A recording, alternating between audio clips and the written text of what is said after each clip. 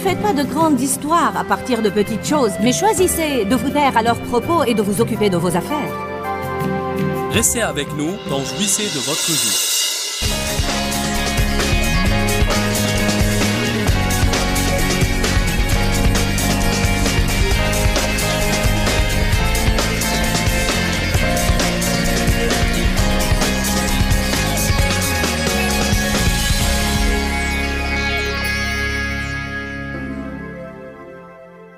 Proverbe 21, 13. Le rire est une chose extraordinaire. N'êtes-vous pas heureux que Dieu vous ait donné le rire? Ça vous fait du bien de partout quand vous riez. Si nous prenons cette écriture dans le fond, elle nous apprend bien des choses. Proverbe 21, 13. Celui qui ferme son oreille au cri du pauvre criera lui-même et n'aura point de réponse. Quand je vois des gens dans le besoin et je m'en fiche, à ce moment-là, si j'ai un besoin, Dieu va se ficher de moi. Ésaïe 58. Il parle du type de jeûne auquel Dieu prend plaisir. Le verset 6 dit: N'est-ce pas ceci le jeûne que j'ai choisi, détacher les chaînes de la méchanceté, dénouer les liens de la servitude, renvoyer libres les opprimés, et que vous rompiez toute espèce de joug? N'est-ce pas partager ton pain avec l'affamé et héberger les démunis sans abri dans ta maison, que quand tu vois le nu, tu le couvres, et que tu ne te détournes pas devant les besoins de ton semblable? Alors quand? Alors après avoir fait ce qu'il a cité, et qui peut être mis dans une petite capsule et nommé « Soyez gentil avec les gens ». Dites « Je dois être gentil avec les gens ». Dites-le d'un air sérieux. Exprès. Tout le temps. Alors, ta lumière éclatera comme l'aurore, et ta guérison, ton rétablissement, et la force d'une nouvelle vie germera promptement. Ta vertu et ta droiture, ta justice et ta bonne relation avec Dieu marcheront devant toi, vous menant à la paix et à la prospérité, et la gloire de l'Éternel sera ton arrière-garde. Alors tu appelleras et l'Éternel répondra. Tu crieras et il dira, me voici.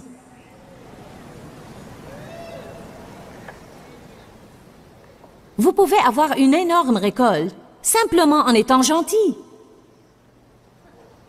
En n'étant pas impoli.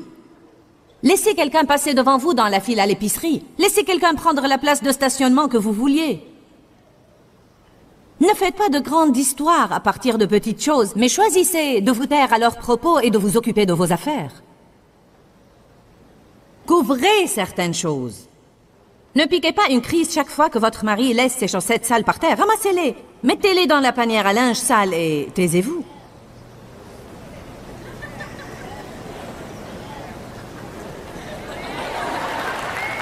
Êtes-vous aussi fatigué que ça? Eh bien. Et moi alors? N'est-ce pas extraordinaire? Commencez à traiter les gens comme il faut. Et alors tu appelleras et l'Éternel répondra et il dira, me voici. De quoi as-tu besoin? Que puis-je faire pour toi? Il est très important à Dieu que nous traitions les gens comme il faut. Combien de vous ont jamais été maltraités par quelqu'un? Combien de vous ont une relation dans leur vie en ce moment même où ils pourraient dire, vous savez quoi, je sais que je ne traite vraiment pas cette personne comme il faut et je dois vraiment améliorer. Eh bien, vous n'avez pas levé les mains aussi vite ou aussi haut, mais je les vois. Avez-vous quelqu'un dans votre vie présentement que vous aimez mais qui vous irrite?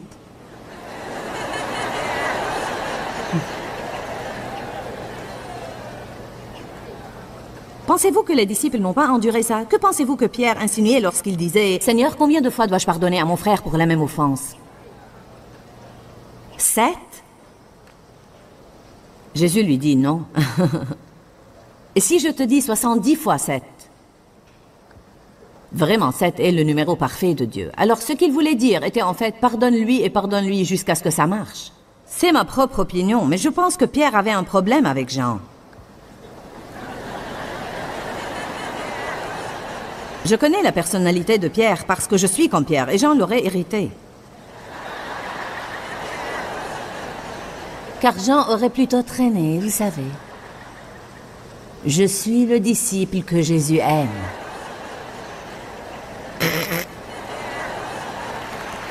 Pourquoi ne te lèves-tu pas pour faire quelque chose? Il y a et il y aura toujours des personnes que Dieu met dans notre vie exprès et qui sont du papier de verre pour nous. Je veux dire, ils peuvent ouvrir la bouche et vous irriter. Ils peuvent marcher dans la pièce et ils vous donnent la chair de poule.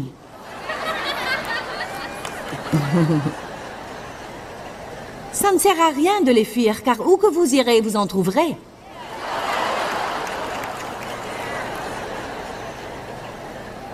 Amen.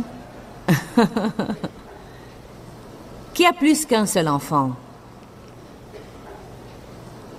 Parmi vos nombreux enfants, combien de vous ont au moins un qui vous irrite jusqu'au point de vous assommer? Maintenant, êtes-vous prêts à une question osée? Combien ont un enfant qu'ils aiment mais qui leur déplaît?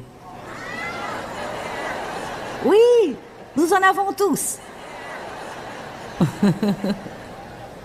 Les miens sont tous des adultes maintenant, alors pour moi c'est fini. Mais en réalité, mon aîné était... Oh, vraiment. Si nous étions dans la même chambre ensemble, nous étions... Et je ne savais pas quel était le problème. Je ne savais pas quel était le problème jusqu'à il y a à peu près 10 ans quand j'ai réalisé finalement qu'il était comme moi. Nous voulons tous les deux commander.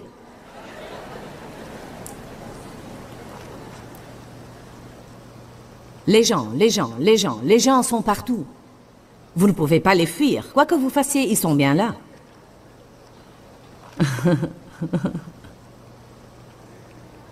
Nous devons nous employer à marcher dans l'amour. C'est une question très importante. Je veux vous encourager à étudier sur l'amour. J'ai un livre qui parle de l'amour intitulé « Réduis-moi à l'amour ». Et je crois vraiment que c'est le livre le plus important que j'ai jamais écrit. Et c'est sur la marche dans l'amour, et vous devez le lire, et le lire, et le lire, et le lire, et le lire, et le lire, et le lire. Vous devez faire des études sur la bouche, car nous offusquons tellement les gens avec notre bouche. Nous devons faire attention à ce que nous pensons à propos des gens. Nous devons nous occuper de nos propres affaires et ne pas juger et critiquer les autres personnes, car la moitié du temps, nous jugeons de choses que nous ignorons complètement. Amen. Cela nuit à l'onction sur votre vie. Dites ça avec moi. Si je maltraite les gens, cela nuit à l'onction sur ma vie. Une partie de la marche dans l'amour, c'est de pardonner aux gens. En fait, si nous croyons vraiment la prière du Seigneur, elle nous dit que Dieu ne va même pas répondre à nos besoins quotidiens essentiels si nous ne pardonnons pas aux autres. Donne-nous aujourd'hui notre pain quotidien et pardonne-nous nos offenses comme nous pardonnons aussi à ceux qui nous ont offensés.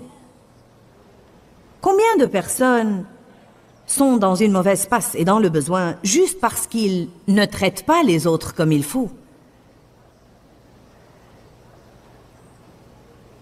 Marcher dans l'amour, c'est une des choses les plus puissantes que vous puissiez faire. Et l'obéissance.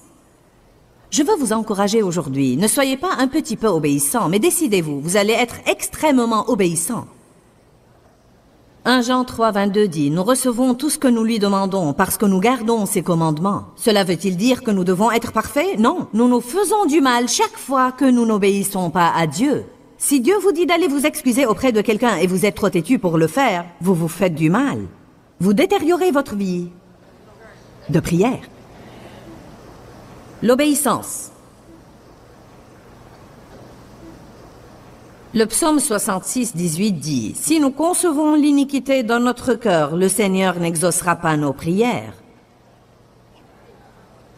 Si nous avons un péché caché dans notre vie, nous ne pouvons pas nous attendre à ce que Dieu nous exauce. Allez à Acte 24. Combien de vous savent ce qu'est la conscience? Personne ne sait ce qu'est la conscience. D'accord. C'est cette petite chose que nous avons tous à l'intérieur de nous et qui en fait nous fait savoir que nous n'agissons pas comme il faut. Le Seigneur soit loué. Nous devons prier pour que notre conscience soit sensible et qu'elle ne porte pas la marque de la flétrissure. Savez-vous ce qui se passe si vous prenez un fer à repasser Si je frappe mon bras avec ce fer et il guérit, et puis quelqu'un va le faire de nouveau et il guérit, et quelqu'un va le faire de nouveau, sous peu cette peau deviendra dure, calleuse et insensible. Et si vous me touchez avec ce fer, je ne le sentirai pas. C'est ce qui arrive à la conscience d'une personne. Si Dieu nous touche et nous ne prêtons aucune attention, puis il nous touche et nous ne prêtons pas attention, puis il nous touche et nous ne prêtons pas attention, alors sous peu, il nous touche de nouveau et nous ne le sentons même pas. Et ça me fait vraiment peur. Ça me fait vraiment peur que je puisse aller ça et là et mal agir et maltraiter les gens et ne pas m'en rendre compte. Vous savez quoi? J'ai eu beaucoup d'années dans ma vie où j'ai été comme ça. Car après avoir été sexuellement abusée dans mon enfance et ensuite maltraitée par plusieurs autres hommes, mon cœur s'était endurci. J'ai passé des années disant des choses comme « Personne ne va jamais me bousculer de nouveau et je n'ai pas besoin de toi. Je m'occuperai de moi-même. » Vous savez, toutes ces résolutions et décisions que nous prenons obstinément. Je maltraitais les gens, j'étais impolie avec les gens, j'étais tellement sévère et tellement dure, et j'étais odieuse et hostile parfois. Je ne m'efforçais pas d'être ouvertement amicale avec quiconque. Si je n'avais pas de popularité, je leur disais « Je m'en fiche de vous. » Car j'avais dans ma vie une peur d'être rejetée.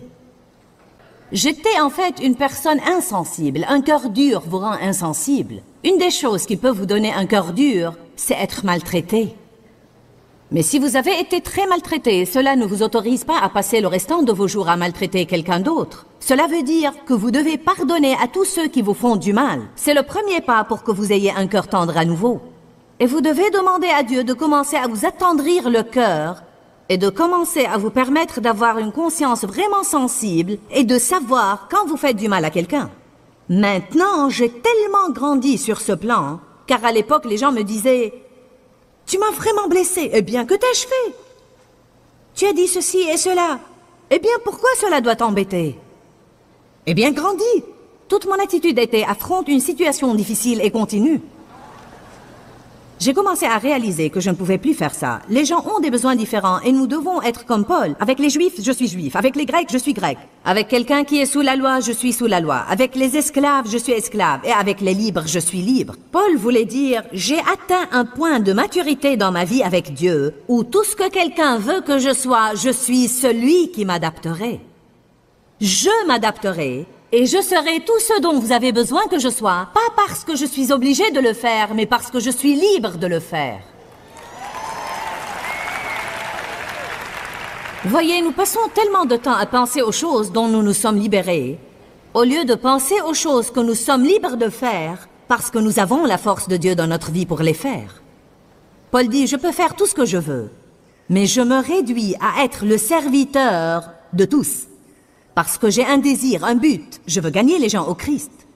Donc il dit, je suis prêt à faire tout ce qu'il faut pour vous gagner au Seigneur. Amen. Nous nous attendons à ce que tout le monde s'adapte et s'ajuste à nous. Eh bien, je suis perfectionniste, donc si vous voulez avoir une relation avec moi, faites tout à la perfection. J'aime que tout soit ordonné, donc si jamais vous êtes désordonné, je ne vais pas avoir une relation avec vous. Eh bien, je suis une personne vraiment sérieuse et extrêmement instruite. Et je ne veux pas d'absurdité.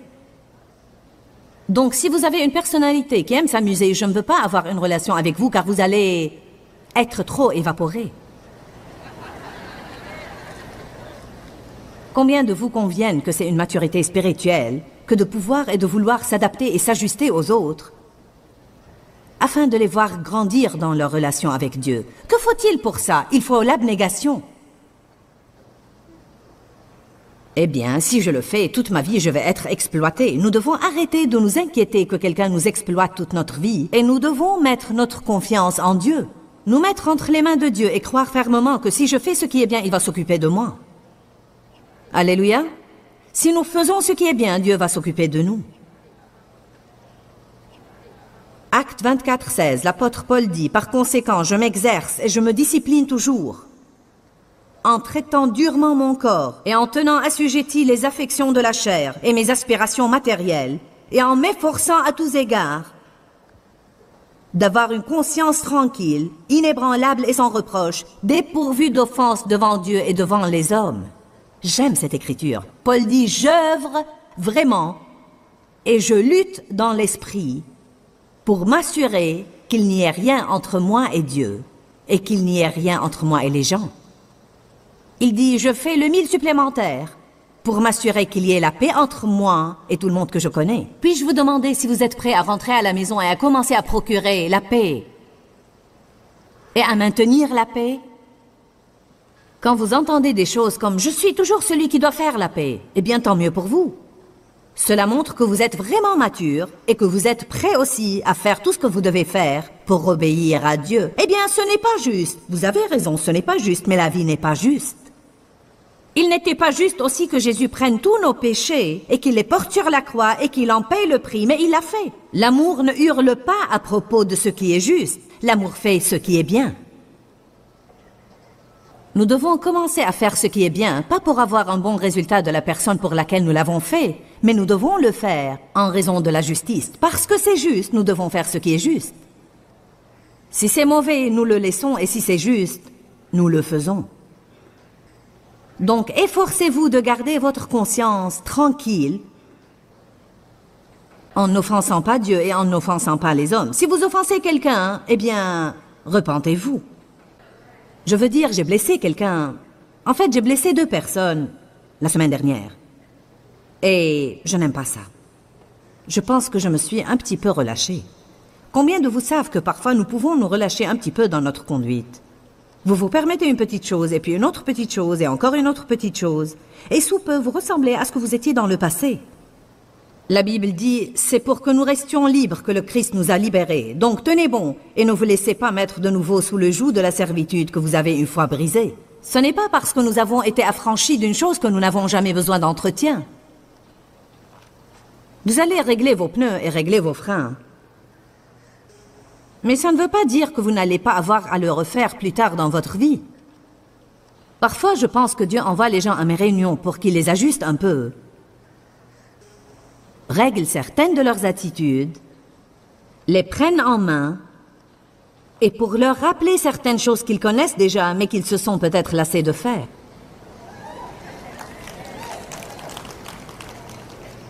Vous ne vous êtes pas embourbé en faisant la mauvaise chose une fois, mais en faisant la mauvaise chose plusieurs fois, et vous n'allez pas vous tirer d'affaire en faisant ce qui est juste une fois.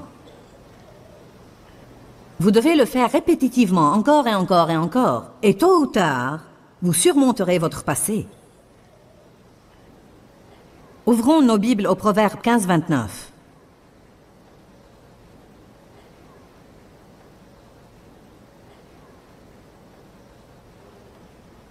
Vous savez qu'est-ce que c'est que faire un compromis?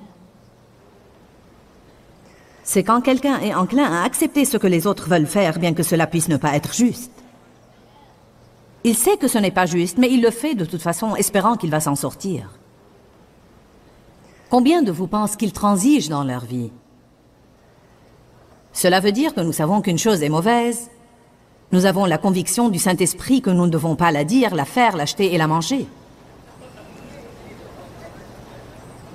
En fait, les gens disent tout le temps, je sais que je ne dois pas dire ça, mais... Je sais que je ne dois pas manger ça, mais... Je sais que je ne dois pas acheter ça, mais... Je sais que je ne dois pas faire ça, mais... Je sais que je ne dois pas veiller si tard, mais... Qu'avons-nous à dire?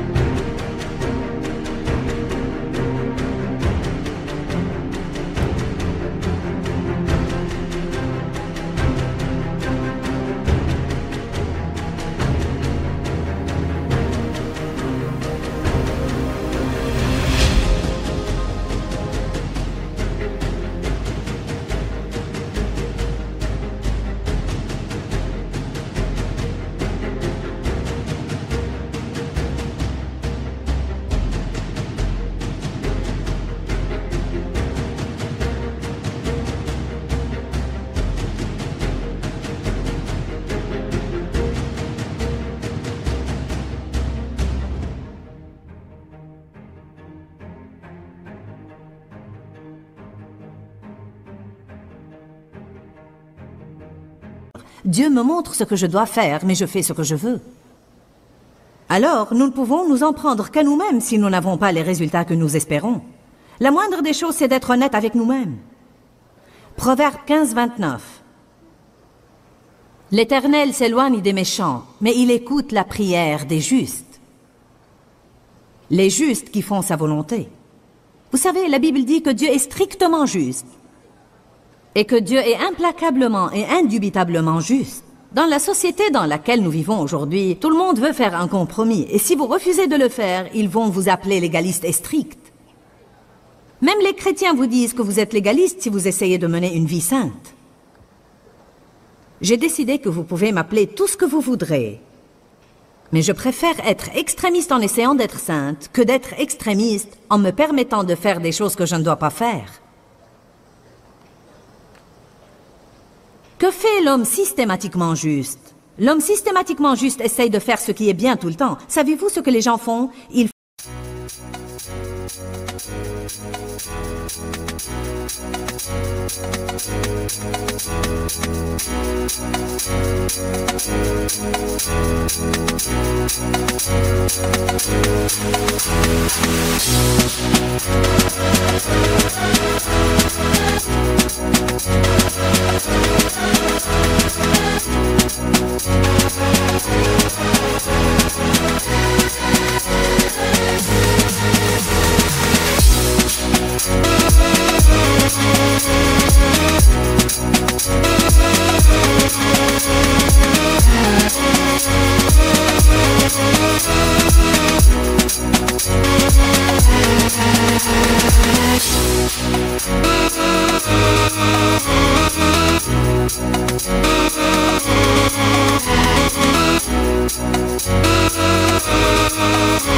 font ce qui est bien quand ils ont des ennuis. Il me faut un miracle. Ils vont mieux aller à l'église cette semaine. Ouh, il me faut une guérison. J'arrêterai les commérages. Ai-je raison? Il est étonnant ce que nous devenons saints quand nous voulons un exaucement. Mais l'homme systématiquement juste essaye de faire ce qui est bien tout le temps, pas seulement quand il veut quelque chose de Dieu. Vous m'aviez suivi ces 2 dernières semaines quand j'enseignais sur interrompre le plan de Satan pour votre vie, car c'est un enseignement très important. Satan a un plan pour la destruction de tout le monde parce que c'est tout ce qu'il sait faire. La Bible dit dans Jean 10:10, le voleur ne vient que pour égorger, dérober et détruire. Mais Jésus dit, je suis venu pour que vous ayez et jouissiez de votre vie et que vous l'ayez en abondance pleinement jusqu'à débordement. Dieu a un bon plan pour vous. Satan a un mauvais plan, mais vous pouvez interrompre son plan par la prière. Nous avons parlé aujourd'hui des conditions de la prière réussie et efficace.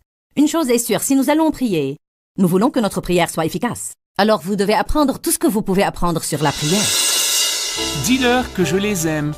Dans ce livret, Joyce Meyer donne une révélation de l'amour de Dieu pour nous.